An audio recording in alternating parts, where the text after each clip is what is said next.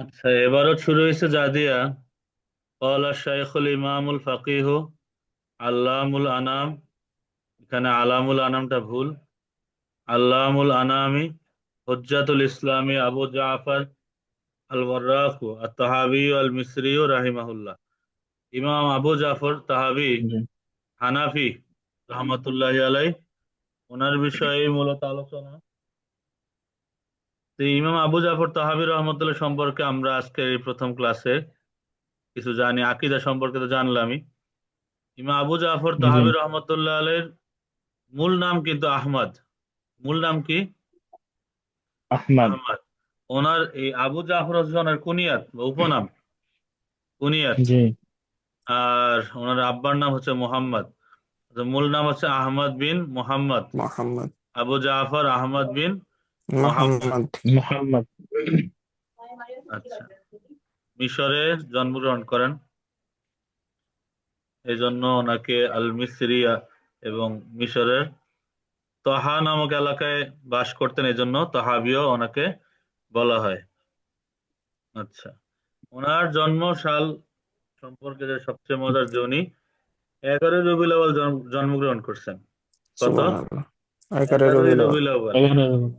11 রবিউল আউয়াল উনি জন্মগ্রহণ করেন 239 হিজরি। কত সালে? 239 হিজরি। 239 239 হিজরিতে। উনি জগৎ বিখ্যাত হানাফি ফকিহ ছিলেন এবং হানাফি মাযহাবের ব্যারিস্টার ওনাকে বলা হয়। এই জন্য আল ওয়ার্রাক মানে ব্যারিস্টার, এটা ওনার বিশেষ লকব, উপাধি। এই উপাধি আর কেউ পায়নি। প্রথম দিকে উনি শাফি মাযহাবের ছিলেন, পরবর্তীতে কিন্তু উনি হানাফি মাযহাব গ্রহণ করেন। ওনার শৈশবকাল ওনার এলাকাতেই কাটে। ওনার পারিবারিক ভাবেই কিন্তু উনি অনেক বড় আলেমের পরিবারের অন্তর্ভুক্ত ছিলেন। ওনার মামা ছিল জি। জগৎ বিখ্যাত শাফি মাযহাবের ইমাম, ইমাম মুজানি রহমতুল্লাহ আলাই। ইমাম মুজানি রহমতুল্লাহ আলাইর নিকট উম, ইমাম মুজানি রহমতুল্লাহর নিকট উনি এই শাফি মাযহাবের কিতাবগুলি অধ্যয়ন করেন। তো ওনার শৈশব সম্পর্কে একটা ঘটনা বর্ণিত আছে, এবং ওনার মাযহাব পরিবর্তন নিয়েও বিভিন্ন ঘটনা বর্ণনা করা আছে। এবং জি। তো মূল বিষয়টা হচ্ছে উনি প্রথমে ওনার মামার নিকট শাফি মাযহাবের যত কিতাব আছে এই সমস্ত কিতাবগুলো অধ্যয়ন করতেন, কিন্তু ওনার এলেমের তৃষ্ণা মিটতো না। তৃষ্ণা মিটতো না। উনি বহু দেশ সফর করছেন, বিশেষ করে সিরিয়া, গাজা, জেরুজালেম, আসকালান, ইয়ামান, বসরা, হেজাজ, কুফা, খোরাসান, অর্থাৎ যেই যেই দেশে এলেমের নূর ছড়ানো ছিটানো ছিল, এমন সমস্ত দেশে উনি কি করেছেন? ভ্রমণ করেছেন। কিন্তু সফর করেছেন। শাফি মাযহাবের সমস্ত মাসাইল এবং তাহকিকাত দ্বারা ওনার অন্তর পরিতৃপ্ত হতো না। এই মামাকে অনেক প্রশ্ন করেন, কিন্তু মামার এলমি আলোচনার দ্বারা ওনার ভিতরের যেই যে তৃষ্ণা, এই তৃষ্ণা ক্ষুধা। নিবারণ হতো না। তো জি। এটা একটা কারণ ছিল, এবং পাশাপাশি উনি হানাফি মাযহাবের কিতাবগুলি অধ্যয়ন করা শুরু করেন, এবং দেখতেন যে মামাও এই সবার সামনে অধ্যয়ন না করলো, সবার সামনে অধ্যয়ন না করে লুকায় লুকায় হানাফি মাযহাবের কিতাবগুলি অনেক বেশি অধ্যয়ন করেন। এই দিকে তাকায় উনি ওনার মামার সাথে বিভিন্ন রকমের মাসালাগত ইখতিলাফে জড়ায় পড়েন। মামারে বলেন যে মামা, আমি তো দেখতেছি যে আহনাফদের দলিল শাওয়াফিদের থেকে বেশি আরো গ্রহণযোগ্য এবং অকাট্য, বেশি শক্তিশালী। পাশাপাশি হানাফি মাযহাবে যত ফিকহি মাসাইল নিয়ে তাহকিকাত আলোচনা করা হয়েছে, শাফি মাযহাবে তো এত আলোচনা নাই। তো সুতরাং জি। সুবহানাল্লাহ। হানাফি মাযহাবেই তো যাওয়া উচিত। আর ওনার কাছ থেকে অনেক বড় একটা ঘটনা লুকানো হয়েছে, যেটা বর্ণিত হয়েছে। ওনার যখন জন্ম হয়, ওই সময় ওনার মা ওনার জন্মের আগে ইন্তেকাল করেন। ঠিক আছে? জি। ওনার মা ওনার জন্মের আগে ইন্তেকাল করেন। তো ওনার মা, উনি সব পেটের মধ্যে ছিলেন, ভূমিষ্ঠ হওয়ার আগে ইন্তেকাল করেন। তো শাফি মাযহাব মোতাবেক ফতোয়া আসে দাফন করার, কিন্তু হানাফি আহনাফদের কিছু কয়েকজন ওলামায়ে কেরাম বাধা দেন যে না, পেটের বাচ্চা জীবিত থাকতে পারে, বাচ্চা যদি জীবিত থাকে তারে সহ তো দাফন করা যাবে না। হম। এখন পেট কাটা নিয়ে একটা ইখতিলাফ শুরু হয়। তো অবশেষে বুঝছি। অবশেষে ওনারে বের করা হয় সিজারের মাধ্যমে। দেখতেছে উনি একদম সুস্থ সবল বাচ্চা জন্মগ্রহণ করছেন। ইমাম আবু জাফর তাহাবী রহমতুল্লাহ আলাইহি 20 বছর মতো মামার কাছে এলেম হাসিল করেন, শাফি মাযহাবের এলেম। কিন্তু পরবর্তীতে উনি যখন জানতে পারেন উনি যখন জানতে পারেন যে হানাফি মাযহাবের মাসালা মোতাবেক তো তিনি দুনিয়াতে আসছেন এবং জিন্দা আছেন, শাফি মাযহাবের তো উনি কবরে থাকতেন এতদিনে। মামার সাথে বিভিন্ন রকমের ইমাম মুজানি রহমতুল্লাহর সাথে নানা ইখতিলাফে আহ, হওয়ার পরে যখন জানতে পারলেন যে আহনাফদের সত্যতা বা হানাফি মাযহাবের গ্রহণযোগ্যতা অকাট্য দলিলের ভিত্তি, এই জন্য মামার এ ঘোষণা দিয়েই মাযহাব পরিবর্তন করেন যে মামা, আহ আমি হানাফি মাযহাবের আমলগুলি গ্রহণ করলাম এবং এই মাযহাবই আমি গ্রহণ করলাম, মানে এই মাযহাবের মাসালাগুলি আমার অন্তরে রেখাপাত করে।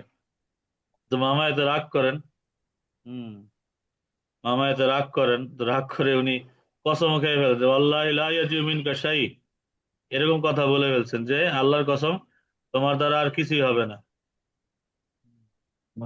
আমার মুখ দিয়ে যখন বের হয়েছে যে কিছুই হবে না, তাহলে আসলে কি কি হওয়ার আছে, কি কি হয়, এই জন্য এই আহনাফদের যত মাসাইল আছে সব মাসালার ভিত্তিতে উনি কিতাব রচনা করেন, শারহু মাআনিল আসার।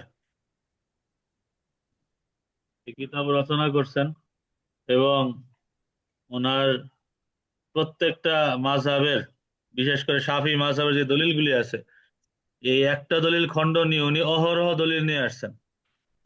হুম।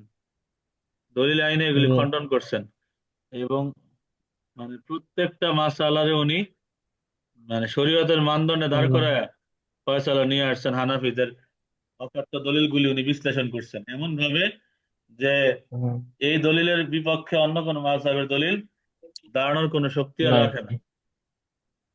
এই জন্য ওনারা বলা হয় আল ওয়াররাক, হানাফি মাযহাবের ব্যারিস্টার, হানাফি মাযহাবের ব্যারিস্টার। ব্যারিস্টার। হুম। তো উনি অনেক কিতাব রচনা করছেন, ওনার কিতাবও অসংখ্য।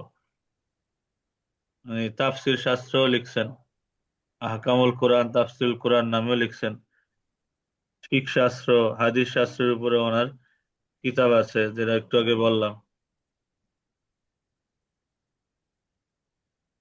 ইতিহাস শাস্ত্র আছে ওনার, আর তারিখুল কাবির, আখবার আবু হানিফা তো আসহাবি, এরকম অনেক বড় বড় কিতাব উনি, জগৎ বিখ্যাত কিতাব উনি লিখছেন। আর ইন্তেকাল করেন 321 হিজরিতে। কত হিজরিতে? 321 321 হিজরিতে হিজরি। উনি ইন্তেকাল করছেন 82 বছর বয়সে। কত বছর বয়সে? 82 বছর বয়স। 82 বছর বয়সে। এবং উনি, ওনার ব্যাপারে যেটা সবচেয়ে আশ্চর্যজনক খবর যে উনি ওনার জীবনের একটা সেকেন্ডও এলমি আলোচনা বা এলমি মোতালার বাইরে উনি কাটাইতেন না। যে যখন ওনার দেখছেন এলমি হয় আলোচনা, কোনো কিতাব পড়া বা লেখা বা গবেষণা, এছাড়া উনি অন্য কোনো কাজ করতেন, নামাজ পড়তেন আর সব সময় যে এলমি মুজাকারা থাকতেন, লেখালেখিতে, গবেষণায় সব সময় ব্যস্ত থাকতেন। নিজের জীবনটাকে মানে টাইম লক করে অনেকে, সময় আটকায়, ওই সময় অন্য কোনো কাজ করে না। অনেকে সিচুয়েশন লক করে যে ওই অবস্থার মধ্যে থেকে অন্য অবস্থায় সে যায় না। উনি ওনার লাইফ লক করে ফেলছেন, অর্থাৎ উনি লাইফ লক করে ফেলছেন। অর্থাৎ ওনার সারা জীবনটাই উনি এলেমের আলোচনায়, এলমি মুজাকারে ওয়াকফ করে দিয়েছেন সারা জীবন। আর ওনার যে কিতাবটা আমরা বর্তমান মোতালা করার জন্য ধরছি, আকিদাতু আহলে সুন্নাতি ওয়াল জামাত, যেটা মাশহুর হচ্ছে আকিদাত তাহাবী, মানে ইমাম আবু জাফর তাহাবী রহমতুল্লাহ আলাই যে এই কিতাবটা লিখছেন আহলে সুন্নাত ওয়াল জামাতের হুম, আকীদার বিষয়গুলি। ছোট কিতাব কিন্তু খুব জামে কিতাব, এর মধ্যে অনেক আলোচনার মহাসাগর লুকায় আছে। তো মোটামুটি এখান থেকে আমাদের এই আলোচনাটা শেষ হইলো। জি।